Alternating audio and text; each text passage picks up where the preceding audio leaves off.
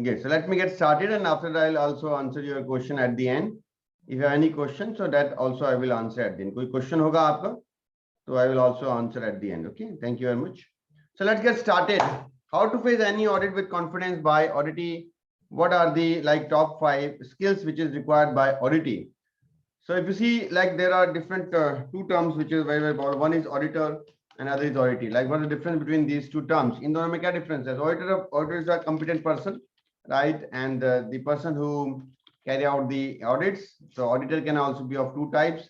One we can say is the internal auditor, another we say is the external auditor. Okay, so when we talk about internal auditor is a person who actually carry out audit within the organization. That is called internal auditor, and the external auditor is a person that who can carry out audit outside the organization. That is called external auditor. So if you say there is one more term which is for the external auditor, the term which is also defined and used is the lead auditor. Generally, lead auditor are the people who can do audit outside the organization, but of course, if they are part of certification body, they can do audit outside the organization also. Internal auditor are the people. Why they are important? Because internal auditor, if they are competent, that's how they can add value. Agar internal auditor competent hai, they'll be able to add value in the organization, and they will be able to uplift the organization quality management system. वो किसी भी company का quality management system, they will be able to take that to next level. And when you talk about external auditor, so external auditors are the lead auditors. Nowadays, many people, those who work in the organization also, they are getting qualified, and they are also becoming lead auditor. Why they are becoming lead auditor? So that they can distinguish their career, they can distinguish their resume, and want to distinguish themselves from the other people in the crowd. Because somebody is a lead auditor, definitely that's a great impression, and we also expect that person who's a lead auditor will have greater knowledge and competence as compared to lead auditor. Well, today's topic we are going to focus upon not on these you may find the other videos which I have done for these internal auditors, or in coming time we might do audits with different videos for competency of lead auditor. But today I'm going to focus upon this auditee. So what is that we're going to focus upon? We're going to focus upon the auditee. Okay, so because if you see, not everyone get opportunity to become lead auditor, not everyone become if you see, not everyone gets opportunity to become lead auditor, not everyone become, or maybe get opportunity to become internal auditor. Although I believe, yes, definitely, if you get opportunity, you should become that lead auditor or the internal auditor.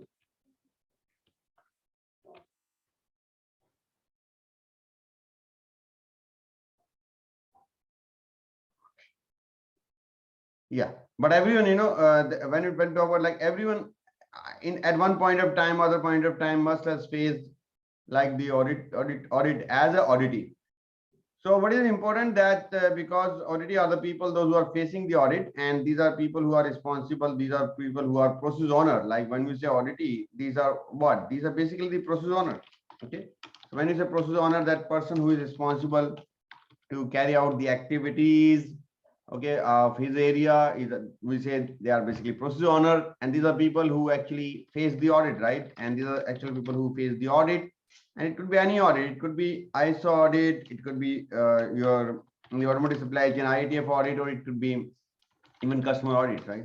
So what is equally required, what is equally important, that there are, yes, some skills, as the skills are required for the auditor. In the similar way, we need some skills which is also required for the internal auditee, the person who is facing the audit, and nobody talks about this. So we have SubMastery has brought this content for you so that you can learn, and the whole idea is so that you can get better, you can have better performance, and you can have better scoring in the customer audit, or you can also have better performance in the external audits, right? Okay, so why it is important to upgrade your skill? You can see old crow, modern crow. The time has changed, and it's very, very important to keep upgrading your skills. If you don't upgrade your skills, you'll be left behind. And the whole purpose of SubMastery, at SubMastery, how we can uplift the knowledge and employability skills of our engineers so that they become more valuable asset for the organization and country, and so that they can get the more respect and appreciation at their workplace. so that they can get more higher salaries, command higher salaries, and we want to increase their standard of living. And in this way, we can bring back the engineer's pride. The whole purpose of SubMastery is to bring back the engineer's pride so that people feel confident becoming engineers and they have the employability skills, not only employment, but also have employability skills, because employability skills are something which actually take people to next level. Okay, so a big problem nobody's talking about. So we are going to talk about these top 5 skills. There may be multiple skills, multiple competence which is required, but we'll talk about 5. Before that, let me give a small introduction. I'm an engineer turned quality professional turned corporate trainer. I'm founder of SubMastery. SubMastery is helping working professionals in enhancing their employability skills through online courses and certification program, so that we can give them learning outcomes in terms of higher salary, higher respect, and appreciation at their workplace, so that they can become valuable asset for their organization and country. And the whole idea behind this is to bring back the engineer's pride, so that engineers get respect and appreciation for their work. I have 18 years of experience. I have trained 25,000 plus working engineers through my 1200 plus live training program in different domain. And this is my snapshot, right? And not only this, I also got opportunity to implement IATF and QMS or different certification, 70 plus different projects. I got this opportunity. I worked in a consulting firm. I worked with Imperial Group. I worked with Minda Group. I was co-founder of Steps Training. Presently, from 2017, I'm founder and CEO for SubMastery EdTech Private Limited, which is an education technology platform. And we have members from all over India and also members from abroad who are part of our community. I have also implemented IATF in multiple companies, and we also have an app which has 4.9 star rated. As of now, when you are watching this, you can definitely check out our app. Android app and iOS app is also available. Great. So let's talk about now. Let's get into this and talk about what are the top 5 skills. Let's get into this.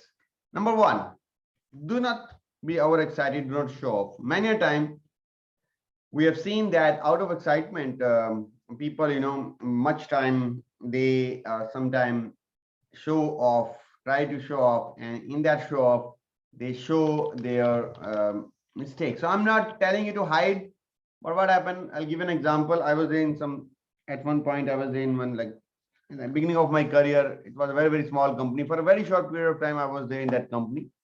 So what happened in that company? There was like a kind of audit was going on, and the audit was that of there was like audit which was going on, and audit was that of one like excise audit was there. It was basically excise audit, okay. And what happened that it was an excise audit, and the excise auditors came to us, and they were in the shop floor. So I was there in the shop floor.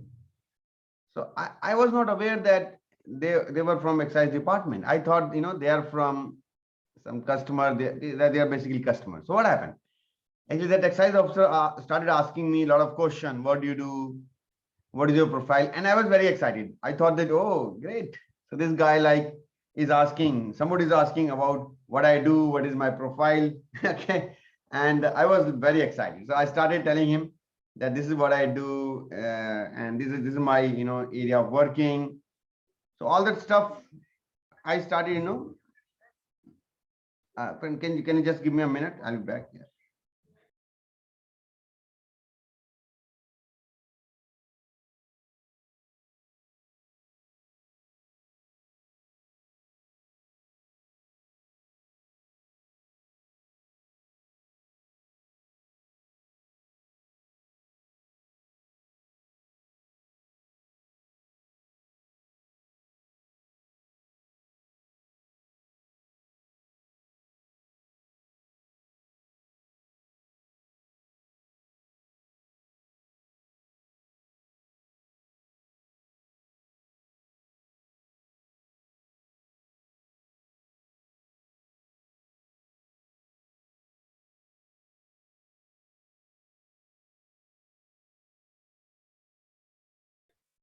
Okay, sorry for the issue.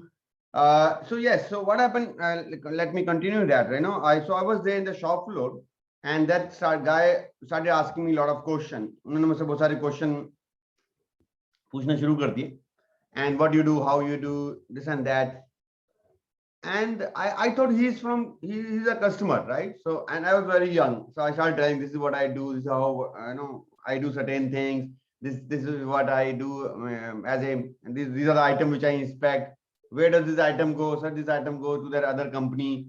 Where is the other company? Sir, yes, it is our company. And later I came to know that our there was small company, and that owner has not shown that other company, the small company, he has not shown that. And this is what I really revealed. So I told him, and later on, I don't know how much, that officer might have charged some additional amount, maybe from the founder, maybe from the those owner. But I, out of excitement, started telling them everything. So what I mean to say, I'll not say it's totally my mistake, because I was not told that I should not tell them everything, okay, because the owner has not shown another plant itself, right? So, and I was thinking in my mind, now my boss and this, owner will call me. He will say me, because of you, we have to pay additional money to that excise officer or that government officer. And now we will deduct money from your own pocket, from your salary. So I was thinking, sir, please deduct, a monthly basis. I don't have that salary. And I was, afraid. But yes, luckily he did not call me. He didn't call me, because he knew that it's also his mistake. If he wanted to hide something, and he could have told me, right? So this is one practical example. And let me take this example to the audits. So what I see in the audits, and most of them you have also seen this, right? Out of excitement, I see people start sharing a lot of information. And lot of information means that even those information which is not asked. So I'm not telling you to hide something. Please do not mistake that. I'm not telling you to hide. I'm not telling you, if auditor is asking something, you hide. But what I am trying to tell, that you must not be overexcited. You must not show off. Whatever the auditor has asked, whatever the auditor has asked, right? And it is also being in intro audit also, or in the external audit. Whatever the auditor has asked, right? You need to show exactly that thing, as exactly that thing, right? So don't be overexcited, because most time I see people trying to show off, sir, we do this and that, sir, this is how we do, and we have implemented one additional system. This is how the system works. Okay, and then auditors tell, can you show me? Yes, sir, we can show you. This is we have shown your weak area. So what I'm trying to say, don't be overexcited. Whatever the auditor has asked, you need to reply to the point, okay? Because you want definitely better customer ranking, you want better customer ratings, right? They do not want, to show off your weak area. So it's very, very important. Do not be overexcited and show whatever the auditor has asked.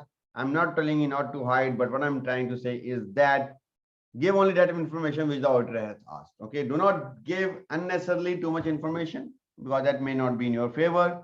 So don't be overexcited. Don't show off. Try to show off. I've seen many people try to show off, and in that case, in trying to show off, they start getting NC. So have you seen these people? Just write yes in the comment if you have seen people around you.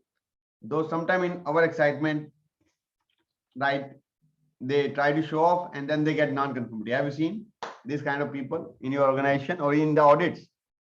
Yeah, so I can see Santosh, Vinod, Kishore, Sirosh Ahmed. Yes, we see a lot of these kind of people. So they need to be told, right? So it's this is also a competence of auditee. I'm not talking about competence of auditor. I'm talking about competence of auditee, right? So auditee need to be not overexcited about that. Do not try to show off. Whatever the auditor has, you need to show that information. Don't be overexcited. Okay, very, very number one. Let's go to number two. So number two, important skill of an auditing, right? And that is this: know the exact move of an auditor. What do you mean by when I say know the exact move of an auditor? That's here the your knowledge of standard, and your linkages right? How does the linkages happen? How does these linkages are working, right? So here is very, very important that you must know that what is this, what is this all about? Like, what are the requirements in the standard and how these requirements are linked with each other? Let me give you an example, right? Let me give an example. Let's say that if auditor is auditing like a production, okay, and he found Mr.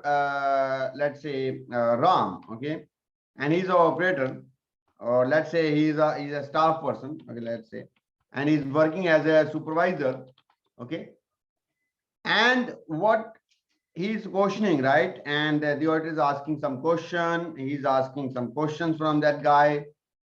So what happened? He has noted down, and you saw that yes, the auditor has noted down his name, right? Auditor has noted down his name, okay, and he has asked some question. Now, what is the possible linkages which you can think of? What are the possible linkages which you can think of? क्या क्या possible linkages हो सकती हैं which the auditor might see around that guy, surrounding to that guy, right? In with respect to this guy, what are the possible things? Yes, please write in the chat if you are watching this live. If you're watching in recording, then also you can mention in the whatever where you're watching in YouTube or Facebook, wherever you're watching. I want to make it interactive. Even if you're watching this as a recording session, you should interact. You can stop the video. You can write down what are the things with respect to this guy. Auditor has noted his name, Mr. Ram. He has asked few questions in the shop floor. What are the possible things which he can see? He can verify. There are a number of different things.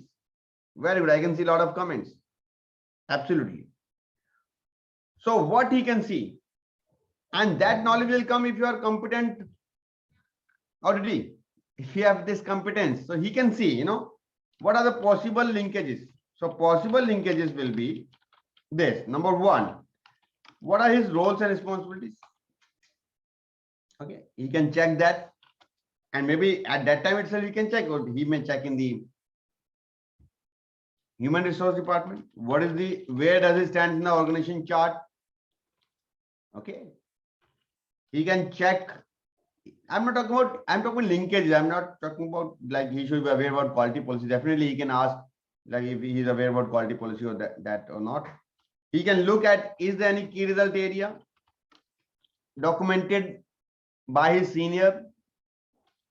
He can check if his skill matrix is identified, if it's his training need identification, TNI, which training need identifications are carried out, if his training attendance records are available, right? So these are the some of the possible linkages. There can be more. Like, so what happened now? What the smart auditee will do? What smart auditee will do? So smart auditee, what they will do, as this person is getting verified, definitely there can be other points also, but smart auditee, what they will do, they will like inform this data to HR, like that these are the guys, 2 or 3 guys with whom the auditor has talked. So please verify if these data is available or not. I'm not telling you make the fake data, but what is like this information, if you pass on, HR can quickly verify that if these data of this guy is available or not. Quickly they can see. If they're confident 100%, it's okay, but at least they can have quick verification. Sometimes it may happen that they may not be able to find that immediately if the auditor asks that. Now tell me this one thing. If the auditor can tell any name, no, there are more possibilities. The auditor in the IATF audit, in the ISO audit, there is a like trail-based audit. Trail-based audit means the auditor will look at some example in some department, okay, and then he will verify the linkages with the other department. So there are more possibilities that auditor, when he will go to human resource, okay, then there are more possibilities. He will simply would love to see, would like to see the skill matrix, training records of this guy with whom he had words. And the smart auditee, they know the next move of the auditor. They know what the auditor is going to ask so that they can prepare. May not be HR. They may also tell their person, okay, keep this ROM, skill matrix available, right? Make sure that skill matrix is available. So this is very, very important. Okay, so I give you one example. Let me give you one more example so that you get more clarity. Let us say that the auditor is in the shop floor. Okay, auditor is there in the shop floor, and he looked at one Vernier caliper DVC02. Okay, digital Vernier caliper 02. Range is, let's say, 0 to 150 mm. Okay, he looked at this Vernier caliper. Okay, he just looked at the calibration date and he looked at the due date. That's it. He looked at this. Now, can you tell me what is the next move? What is the next move? What is the next move the auditor can ask? Absolutely. I can see a lot of you are writing. Very good. And that's the competence. The next move the auditor can ask, like, about this particular. He can look at what? He can look at, yes, this instrument, if it's a part, if it's there in the calibration plan, yes, he can look if it's a part of calibration plan, right? Yes, he can see the from where, when it's got calibrated, calibration date is there. He can look at the calibration date, right? And then you can look at the calibration agency. And then you can also look that if the calibration agency is like NABL, like whatever is in your country, like they are certified or not. Do you have records for that? Traceability, he can check, right? And he can also see that if this instrument or is a part of family of the or MSA, that even the, if that's a part of the MSA plan, or you can do even family-wise MSA. So can you see, right? Yes, you can see the instrument calibration history card also, right? So if you see what happened, so the good auditee will know what could be next potential move. And let's say that this guy, this auditor, when it goes to lab or it goes to, let's say, standard room. Now you tell me one thing.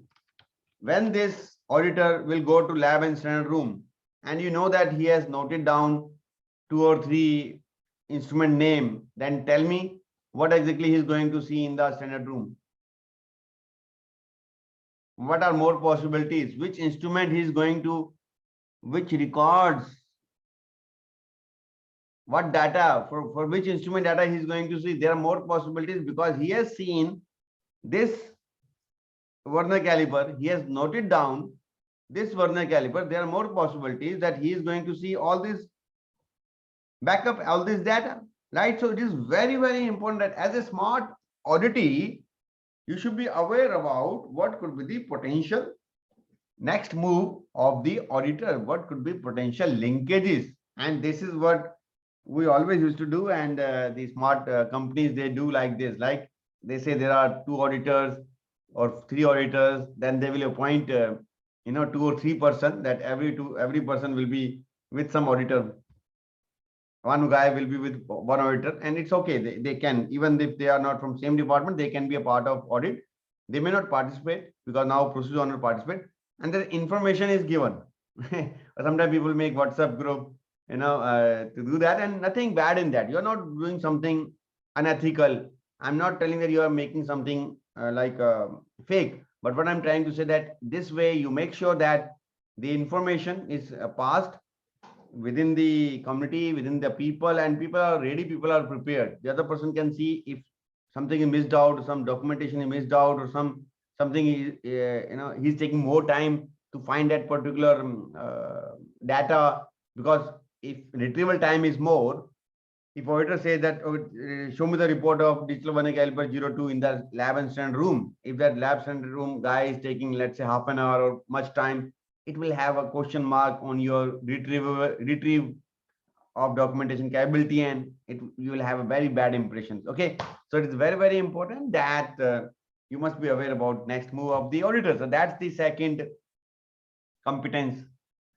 of good auditee. Okay, let's see what's third. No weak confidence in your voice. My dear friends, lot of time I see that auditee, when they are like facing the auditee, when they are facing the audit, they have huge fear. They have this huge fear. What kind of fear? They have fear that, what kind of fear? That auditor is going to find his mistake of his department. The auditor will document this mistake, and this mistake will be shared with management, and management will have bad impression, right? So this is basically, this is true, right? I'm not telling this is not true. This is 100% true. And because of this, what happened? The auditee constantly, like, he is in some fear, and his confidence I see is weak, right? Because he has this fear that auditor is there to find a mistake, he will document my mistake, they will share with management, so in that way I'll have bad impression, people may make fun of me. And irrespective, you say, what are people say? That audit is a fact finding activity. People say, right, audit is a fact finding activity. It's not a fault finding, not a fault finding activity, right? I agree with that. This is 100% true. Audit is a fact finding activity. It's not a fault finding activity. But my dear friends, how it is taken by management, how it is taken at the shop floor, how it is taken by the senior, how it is taken by the others. That's a reality. Whatever you say, the fact is this, like in most of the company, majority of the company, like it will be treated as that this, you tell me this one thing, how it is taken. Is it treated as a fact, or it is treated as a fault, or a finger is raised at a auditee? The reality is, whatever you say, whatever sometimes auditor also say, oh, it's a fact finding activity, it's not a fault finding activity, do not be fearful. And the auditee is thinking, if my mistake will be highlighted, and then the management will say that what you have done. And this is a reality, right? You have done, you tell me this one thing, you have done 10 good things. You have done 10 good things. Okay, but one mistake. You have done 10 good things, but one mistake. So what happened? One mistake, one weak area. What happened? Do you get appreciation for 10 mistakes? Do you get appreciation for 10 mistakes, or your one weak area is highlighted? The reality is that most of the time management and senior, they will forget. They will not talk about this 10. They will say, talk about this. Let us talk about this. And especially in in this activities like minutes of meeting, you see management, I'm not pulling legs of management, but this is how it works, and this is how like people are doing. They say, oh, you have done this 10 activities. Oh, don't talk about this 10 you have done. Tell me what you have not done. Tell me about this, what you have not done. The person will say, sir, because I was doing those 9 activities, that's the reason this one activity was not done, because I prioritized. I was busy in or focusing on 9 activities, and that's why this one activity was not done. No. Why this one activity is not done? You are useless. You don't know anything. Because of you, audit has failed. Because of you, customer has not given us the order. Because of you, we had a bad impression. Because of you, my senior had called me and has said, what is your system? Because of you, other corporate people are making fun of me. Because of you, I didn't get recommended. That's a human nature. You cannot change that, right? So although some good management will will definitely focus on that. That's a reality, right? And with nothing here, like in my session, I'm not there to talk about good thing, but I'm there to talk about reality. But yes, of course, uh, the whole idea is, uh, what I'm talking is, the whole idea is how you can be confident, okay? Because you do not want, if anybody want non-conformity in his area, nobody want non-conformity in his area. Nobody want his department to be highlighted, okay? So it is very, very important. But I have seen that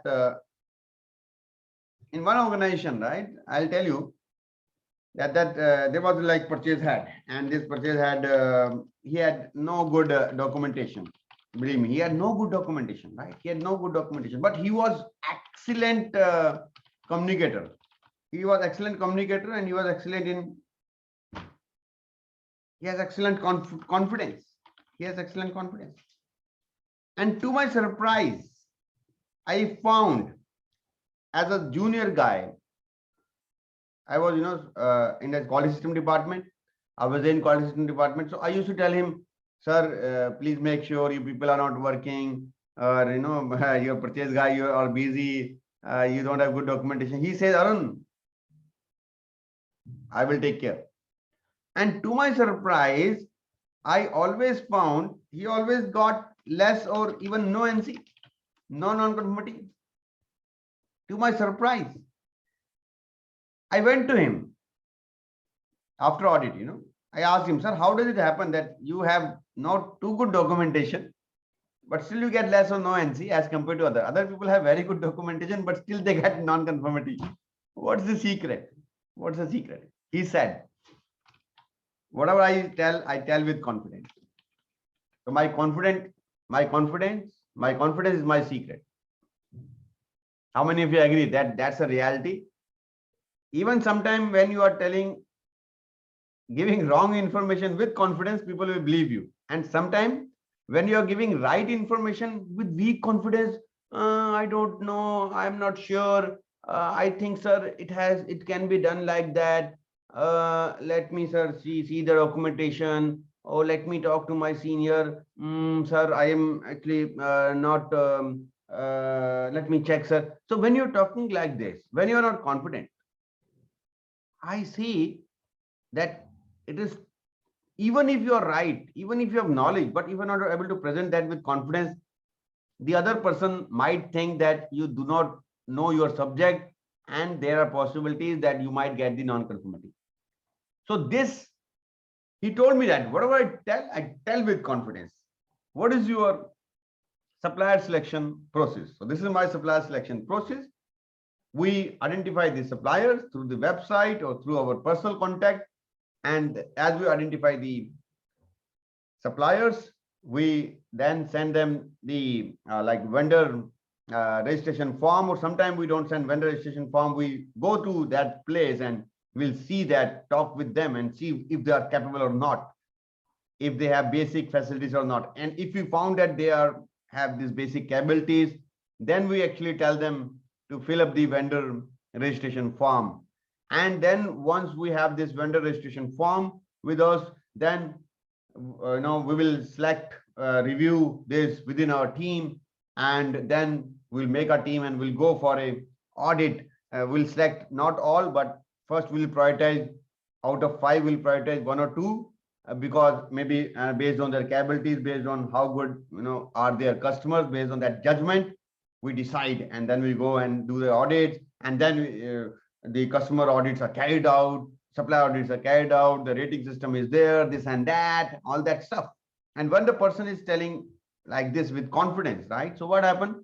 Most of the time, I have seen this. Most of the time, you must have observed this. When people are talking with confidence, when people have confidence in their voice, so what happened? The other believe that yes, he knows the subject. And there I see, when you talk with confidence, there I see people believe less on even auditor, they believe less on documentation. And I see that, okay, you can show me master list, you can show me this, okay, hey, you know your subject, that auditor is under pressure. And what I have seen most of the time, these departments get less non-conformity. I'm not telling that you should not do your work. I'm not telling that you should not be prepared for audit. But what I'm trying to say, when people are confident, that's how they can have lesser non-conformity in that area, right? And sometimes they also do linkages, right? They say that, okay, sir, this is not mentioned. This might not be mentioned, but this is how we have decided, and this is what has been decided in our cross-functional team. And I know that's a practice which we have been following. Okay, they are confident, right? Even if they are wrong, they say things with confidence. So what I see that if you are confident as an introvert, and it will not come immediately. I'm not telling you that it will come immediately, but once you have good knowledge of standard, okay, when it will come. So everyone can't be like that purchase guy, right? So what do you need actually to be confident?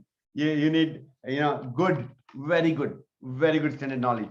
So if you have good standard knowledge, okay, that's how you will be confident, right? If you have good SOP knowledge, like what the SOP and the formats knowledge, like you will be confident, right? So what happens?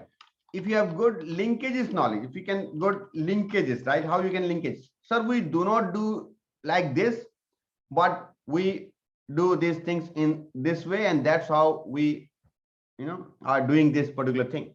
So you may not have that exact document, but we'll say, sir, but we have that other way, like other documentation which we are doing, and through that we are fulfilling the requirements.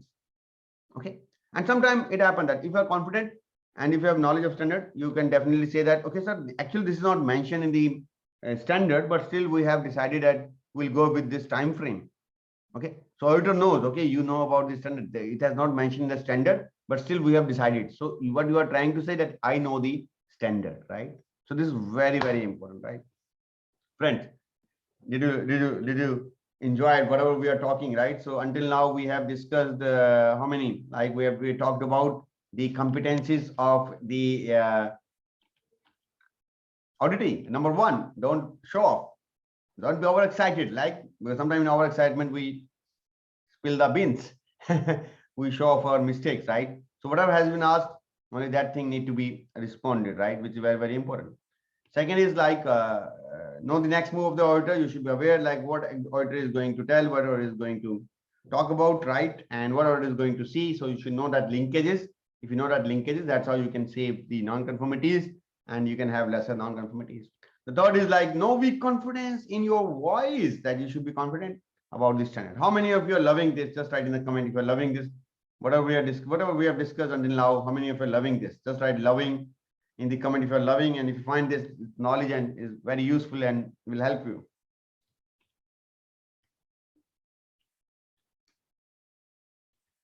Yeah, good knowledge, new knowledge. Yes, this session must be talked about. That's very important topic.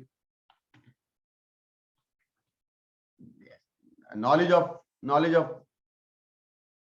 how to become good internal auditee. Nobody talks about this. Yes, you are right. I can see loving, Vishwas. Yeah. Yeah, Pankaj, I'll tell two more. Yeah, great knowledge. It's good. It's very helpful. Yes, great. Thank you. Yeah, thanks a lot. So let's see the other two, right? What are the two? Great knowledge. Okay, loving input, smart audience, smart audit. Yeah. Okay. So let's talk about now other two. Okay, what are other two? So here I talk about other two. So what is that? Listen and understand the auditor requirement. Listen what exactly he's asking. Listen, understand. Many a time auditor is asking something and we are presenting him something, we are telling him something. Auditor is asking about X, okay, and we are trying to like give him Y. So what will happen if auditor is asking X and we are giving him Y answer? What will happen? He will feel frustrated, right? For example, let's say the auditor is asking that what is your auditor wants to look at your scoring criteria. What is your scoring criteria? Scoring criteria for supplier selection. Okay. What is your scoring criteria for supplier selection? Okay. And what I see many times people show, okay, sir, so this is our list of suppliers. So these are our Good supplier. Okay. These are our ISO, IETF supplier, ISO suppliers. What is this? I've seen many a time people don't understand what the auditor is trying to ask, what the auditor is trying to say. I see many times auditor want to see, right? You want to see like what is the your change management system.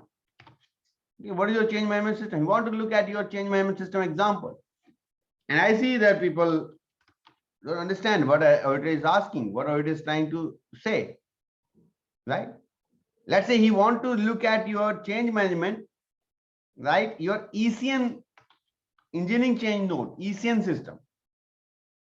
Or he want to look at your control of changes, right? How do you change it? But he's not looking at your, he's not asking control of change in the documentation. And in that case, if you are not getting clarity, you can ask. You can ask. You can, if you have doubt, like if you have doubt, you can ask question. Ask the question. For example, if the auditor says, show me the change management, then what is that? Instead of showing him anything, if auditor asks you, can you show me change management system? Then what could be your question? What could be your question? Sir, change management. Okay, yes, sir, I can show you. Sir, there are like, we have change management system for planning of changes, which is our, like in the documentation change, which is about documentation change, right? Or, sir, or would you like to see like change management for the control of changes, right? Which is your, I believe, 856, as far as I remember, I don't know exactly, yeah, I think 856. So you see the control of change, right? Control, how the change management is done. That means your forum change or temporary change. So, sir, what is that you would like to change when you talk about change management? Let's say auditor says, I want to see your change management, change management system. So change management system for documentation change, or would you like to see control of change? The auditor will say, okay, oh yeah, this guy know about, okay, I want to see your control of changes with respect to your product. Okay, 4M temporary change, that's what I want to see. Okay, you say no, I want to see your documentation change management system. Okay, 6.3 document change node, that's what I want to see. So many a time what I see that what the auditor is basically what exactly he want and what exactly like he want, that is what you need to show. So you understand what exactly he's trying to ask. And if you again this boil down and come down to the knowledge and competency of your auditee, if auditee is not aware about standard, is not aware about SOP or standard, right? So what happens in that case? The auditee will himself will be confused, and if he himself is confused, then what will happen? He will try to show anything, and if that is not what auditor has asked, the auditor will frustrate it. I have seen this multiple times, and auditor become frustrated easily. They say, but I'm asking, you are showing me this, I'm not asking this, I'm not asking this. How many times you have heard this? Like auditor say, I'm not asking this, I'm asking this. And then there are some senior guys, then there are some system guy who perhaps understand, or maybe sometimes consultant, or if they are available, but ideally the consultants are not allowed in the audits, like their presence is not allowed, especially in the IETF audit. So they feel frustrated, and then they have a very bad impression about you, that is, this guy don't know about their work, like. So it is very, very important. You should understand what exactly the auditor is trying to ask, what is the auditor requirement, what is trying to see, what is trying to check. That is what you need to show him. And let me tell you one formula for this, right? The one formula will always be this PDCA. What is PDCA? Plan, do, check, and act. So what is this? So this means that auditor want to see this plan, do, check, act cycle. Basically, what the auditor want to see, whatever work you have done, if you had some planning, you show that. If you did this activity, yes. If you have reviewed, and what is your outcome? What is your outcome? So what the auditor would like to see, remember this, auditor would love to see what is the outcome, what is the effectiveness of that, right? Auditor would like to see what is the standardization so that it does not, the problem does not repeat again, right? The auditor want to see that if you have achieved the result or not. So that is what the meaning of effectiveness. The effectiveness meaning that effectiveness का मतलब हुआ that you applied this, you took the action, you took some corrective action, you applied the Pocoyoke error proofing. Is this still working or not? Can you show me the data of this customer complaint? If this customer complaint has gone down or not? If the same complaint repeated or not? That is what auditor want to see. Auditor want to look at the effectiveness of whatever the action you have taken. And auditor also want to see if you have done the standardization. Standardization means, let's say, take the example of Pocoyoke. Now you tell me, let's say that there is some customer complaint. There is some customer complaint, okay, and you have taken action, corrective action. You have taken corrective action, and you have taken corrective action, and you have installed a Pocoyoke error proofing. You have implemented error. You have implemented error proofing. Now you tell me. You can type in the chat, even if you are watching the recording. Tell me. Stop this video and tell me if you're watching in the recording in the YouTube or Facebook, wherever, and do hit the like button, do share this video with your friends also, because they should also learn, right? And these are things which are not taught anywhere, which are less talked about, and these are equally important things. Now you tell me that what is the auditor requirement and what is that auditor is going to see? What is then auditor expectation? If you can understand that, what happened, you will understand that this is what auditor want to see, right? So now you tell me what is that auditor would like to see when it comes to effectiveness.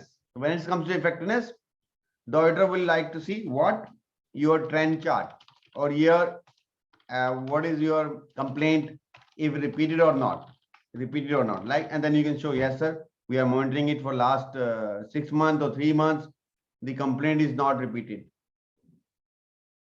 You would like to see that, okay? When it comes to your standardization, so what the auditor is going to see?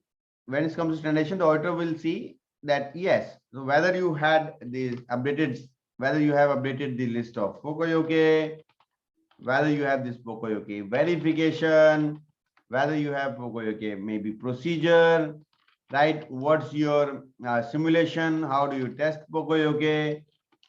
If Pocoyoke is working or not? If people who are like doing the simulation, what is their skill matrix, or like, are they skilled or not? Or let's say you are using some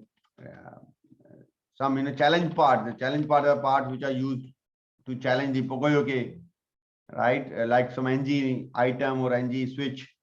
Okay, let's say you are using that challenge part. If that challenge parts are themselves tested or not, is there any date of verification of that? If there any calibration required for those, like, or any verification required, are there any limit samples? Are there any dates? So auditor would like to see, whether the particular work instructions has been updated or not. So what is this? Like, this is what will be the auditor requirement. So if you have clear-cut understanding of the standard, if you have this competence, the auditor, you will immediately understand what the auditor is trying to say, right? So if auditor is asking about effectiveness, you will show that, yes, this action which you have taken, this problem is not repeating again. So we can say that we have basically the effectiveness is there. If auditor is asking about like standardization, you will show that how you have documented, how you actually documented this in your SOP or in your relevant formats or relevant system, how you have made this a part of your quality management system so that it should not this problem should not repeat again, and it's become part of your quality management system. So it's very, very important, right? So what you need to do is listen to auditor, understand the auditor requirement, and if what you're asking X, you show the X, whatever in his mind, you need to show that. But if you are trying to show Y or G things, and then the auditor will feel frustrated and he will have form a very, very bad impression of you. He may tell to your management, this guy does not know anything, this guy is not competent, and there are more possibilities to get non-competent. Okay. So that's the number 4 competence. Listen and understand the auditor requirement. Let's move to number 5. Never show disrespect for auditors. And this is, by the way, very, very, very, very tactful. Many times I see in the audits, especially nowadays, I see that before it was too much like the auditors, with all due respect, like they were old age, they were retired auditors. How many of you seen like retired auditors, old age auditors, and they had their own thinking that system should go this way. And even sometimes I see that they do not follow exactly the standard. The auditor has their own expectation that the way it is done in that company, it should be done that way itself. But nowadays we see, I'm not talking about old versus new, but definitely nowadays we see many young auditors and many auditors that who are very competent, and they are basically and not so that hard, but they are more practical. Okay. But what happens? Sometimes we see unnecessary people, get into, there's a quality system guy, or there's a person who's actually auditee, and then there's a auditor, right? And he could be a lead auditor, or it could be an internal auditor, he could be a lead auditor, right? Many times we see that unnecessarily there is a clash of what? There's a clash of ego, right? There's a clash of, and this is very big, right? And with time, definitely you need to learn about this. So especially it is very, very important that if you get some hard auditors, if you get some auditors which are egoistic, so you need to be very, very tactful in dealing with these auditors, especially like because much time it happens that many times we don't get chance to select auditors. Yeah, sometimes you may tell certification body that we want these auditors. If they are available, they can come. Much time we don't get this opportunity, right?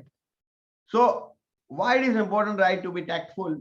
Because you do not want an ego clash. Unnecessary ego clash will happen, then unnecessary there will be more number of non-conformities. Unnecessary there will be unnecessary discussion. But yes, of course, if the auditor is telling something 100% wrong, you totally don't agree with that, then definitely you can talk to their management, you can talk to their whoever is a coordinator. That's very much possible. But what is important that you should understand that auditor has come to audit, okay, and sometime he might have different expectations, right? Different expectations means when I say that he has seen this X thing in Y company, and he may want the same thing in your company, which might not be a requirement of standard, and your company decided we are not going to do that, right? So what happened in this case? This become very, very tactful situation. So in that case, you need to tactfully like show your knowledge. But let's say there's one option, you challenge, you say challenge, you challenge the auditor, you say this is not written in the standard. I'll not do this. Will not do. Will not do. This will come as a bit hard, and will be a clash of ego. You say this is not written in the standard as auditing. Why should I do?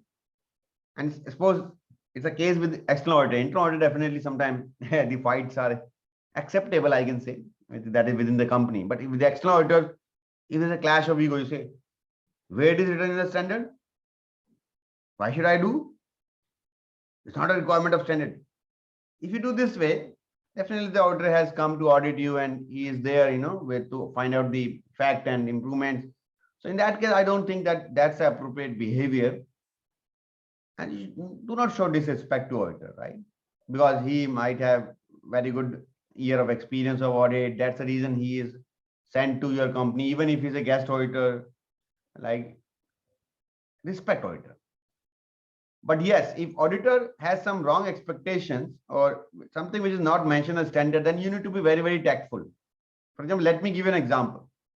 Let's say one auditor says, and it happened with many of many of our members, many of our students who are a part of our SubMastery community, right? And they also get to train on this.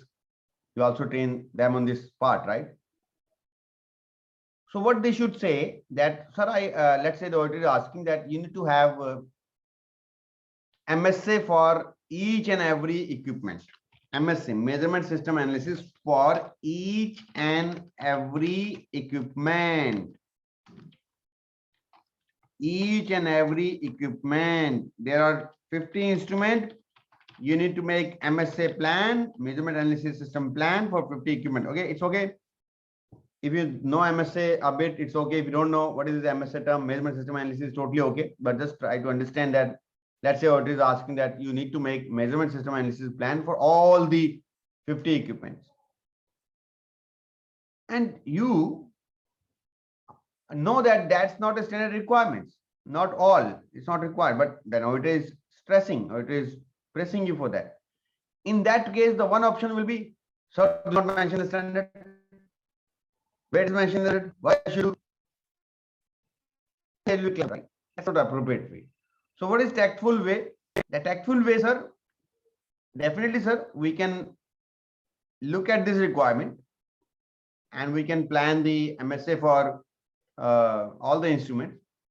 But sir, what we found that in the IATF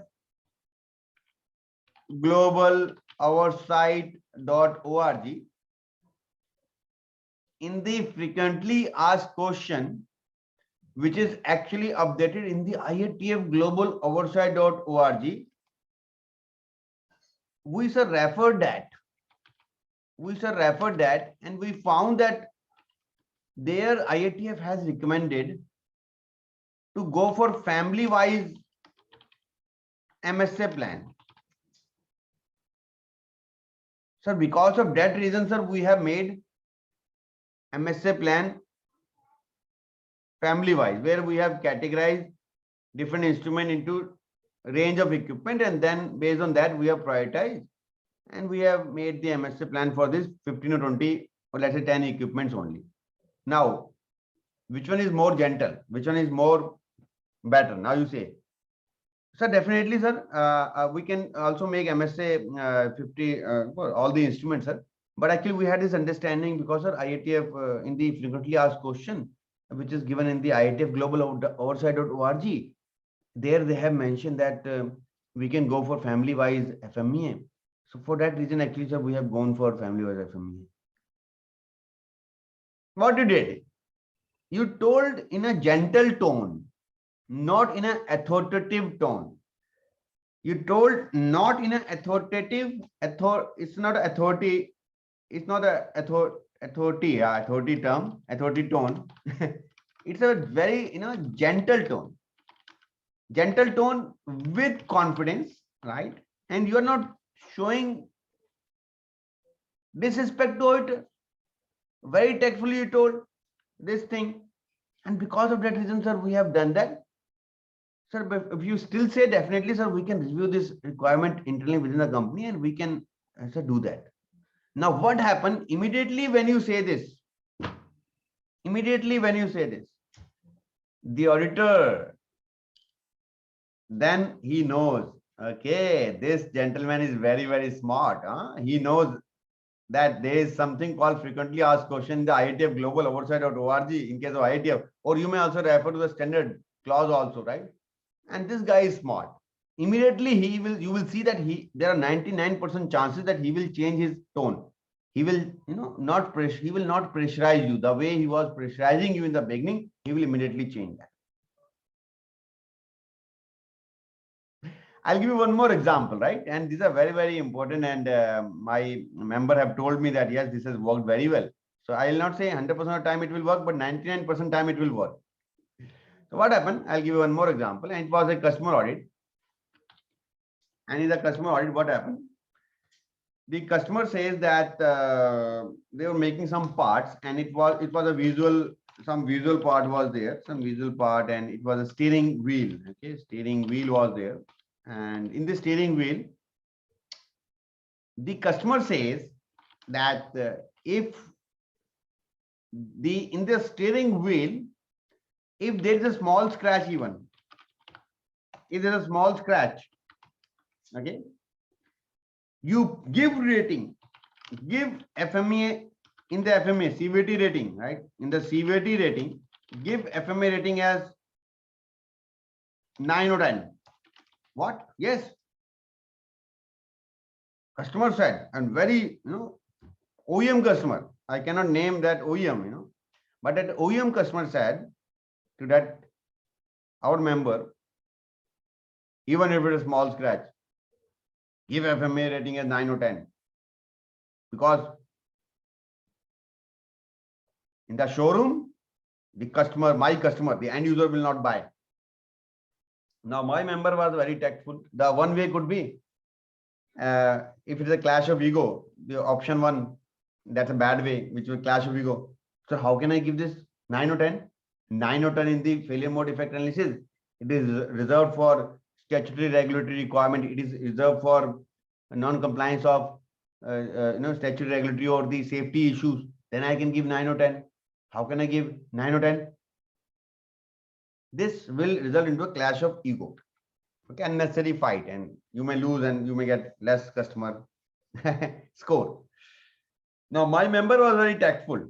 He said, sir, as per the FMA manual or FMA requirement, FMA manual, as per the this AIG FMA manual, which I am following, Automotive Industry Action Group. Sir, I have IATF in my organization. So as per them, actually, they have this, severity rating. They have mentioned as 9 or 10 for these cases, like safety statutory regulatory requirement, and the 10 for the safety issues, and 9 for the non-adherence to legal requirements. Sir, for the small scratch and for the visual defects, sir, they have mentioned somewhere in 6 or 7 or like that. They have mentioned this requirement. Sir, because of that reason, actually, we have followed that standard and we have IATF. Because of that, sir, we have given that rating. Because, sir, if you change this, then, sir, we may get question in our IATF audit. Sir, we may get, objection from the IATF audit. But, sir, if you tell me that I need to give this 9 or 10 rating for this, so, sir, can you please give me, we write in minutes of meeting, so that what happens, sir, I tell to my management and I tell to my IATF auditors, because customer has given mandate that I must give 9 or 10. So, sir, I will not get non-conformity in that. So can I mention, sir, in minutes of meeting, and if you can sign that, sir, it will help me in my management review and in my IATF audit. Then customer thought, this guy is very intelligent. But then customer told that my member, Shibam, you are very intelligent guy. Very intelligent. I understand what you are trying to say. Now I understand. Yes, you are right. You need not to give this rating. I understand. Yeah, it's okay. Or if customer may say, okay, okay, he's asking my deviation. So if I give this deviation and if this goes to my management, okay, or or if this is seen by auditor, even my management, they will say what I have done. I have given them the wrong information, right? So then the customer says, okay, it's okay. Ek baar dekh lena, please look at this, review kar lena. And then customer has not written in the minutes of meeting, because customer understood that this guy is very intelligent, okay, and this guy is giving reference to the standard, giving reference to some manual, telling about what is mentioned in that in a very tactful way, and also giving me respect by telling me that, sir, because if you give me as a customer specific requirements, then I can challenge and I can tell IATF auditors that this is a customer specific requirements as a deviation, as a special case. So that reason, sir, I have updated in my FMA so that I will not get non-conformity. So this guy was very tactful, right? So what I am trying to say, yeah, the other guy could have told, okay, I will give in writing, okay. So in that case, then you can discuss with the management, and then definitely you can take up that if that's a customer specific requirement. You might have to follow that. So what I'm trying to say, this will come with time, right? So one thing which is very important, don't be harsh in your tone. Do not unnecessarily fight. What's the correct way? Keep a note of your tone.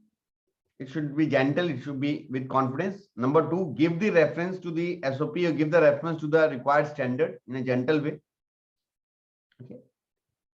That's how you need to present. And this way, I have found this in my career. I can say 99% time it will work, but until now, I have found this almost has worked 100% of time whenever I have applied. 100% of time it has worked. But I am very much sure at least 19% of the time, this will work. Right? So never show disrespect to be for auditors, and you need to be very, very tactful. So these are techniques which you need to use, right? Okay, so friends, we have now come to an end of the session. So let me revise and see what are these top 5 auditee. There might be many, but I have compiled this in 5. Number 1, don't be overexcited. Don't show off whatever auditor has asked. Only that thing you should show. Mainly, like sometimes people also advise, do not give complete file. Whatever the auditor has asked, only take out that page and only show that, right? So don't be overexcited. Show off. Don't show off whatever has been asked. That only you show to auditors. Number 1. Number 2, know the next move of the auditor. What the auditor is going to see. You must be aware about that. Number 3, there should not be weak confidence in your voice. You must be very, very confident. Again, and number 4, listen and understand the requirement. Okay, if auditor is asking X, you need to give him X.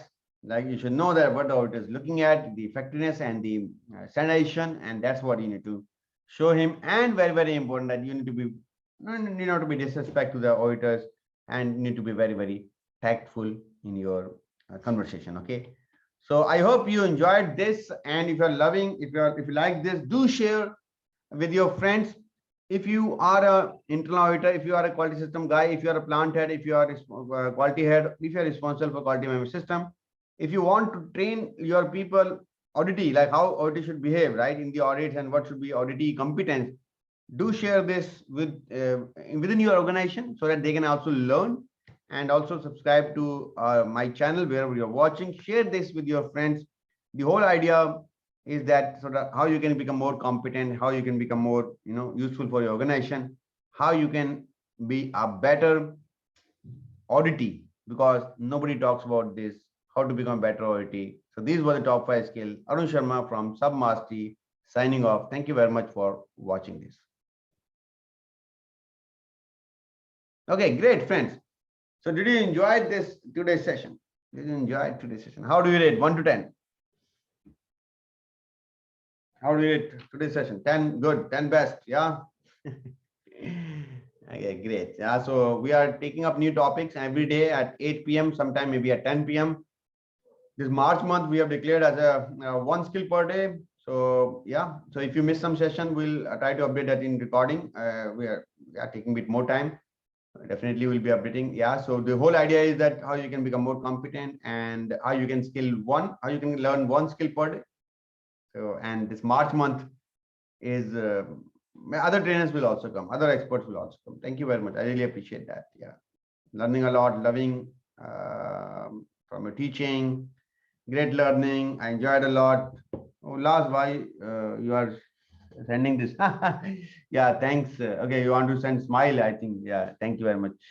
Mamta 10, thanks a lot. Loving a lot from your teaching. Vinod, thanks a lot. Senthil, loving a lot. 10, 10, 10, 10. Thanks for good information.